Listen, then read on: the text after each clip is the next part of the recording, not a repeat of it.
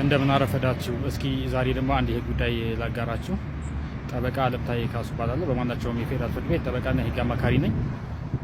ዛሬ የማጋራችሁ ጉዳይ ምንድን ነው? ፍቺ ሳይኖር ተለያይቶ መኖር ብቻ ፍቺ አለ ብሎ ማሰብ ወይ መናገር ይቻላል? ወይም ደግሞ ባጭሩ ሳይፋቱ ፍቺ በኢትዮጵያ ህግ ተቀባይነት አለው ወይ የሚለውን ነው የምናየው። ሳይፋቱ ፍቺ በኢትዮጵያ ህግ ተቀባይነት የለም። ጋብቻ ቀሪ የሚሆነው በፍርድ ቤት የፍቺ ውሳኔ ሲሰጥ ወይም ደግሞ አንደኛው ተጋቢ ሞት ሲለይ ወይም ደግሞ አንደኛው ተጋቢ የመጥፋት ውሳኔ ሲሰጥበት ብቻ ነው። እነዚህ ነገሮች ሳይሟሉ ተፋተናል ብሎ ማሰብ ህጋዊነትም ተገቢነትም የለውም። ስለዚህ ጋብቻችን በተግባር ፈርሷል በሚል ሰዎች ወደ ቀጣይ ግንኙነት መሄድና ንብረት ማፍራት፣ ልጆች መውለድ ውጤቱ ኪሳራ ነው የሚሆነው። ስለዚህ በህግ አግባብ ተቀባይነት የሚኖረው ጋብቻ በህግ አግባብ አፍርሶ ከዛ ወደ ቀጣዩ ጋብቻ ብቻ መሄድ ነው እንጂ ሳንፋታ በተግባር ተለያይተን በመኖራችን ተፋተናል ማለት አይቻልም።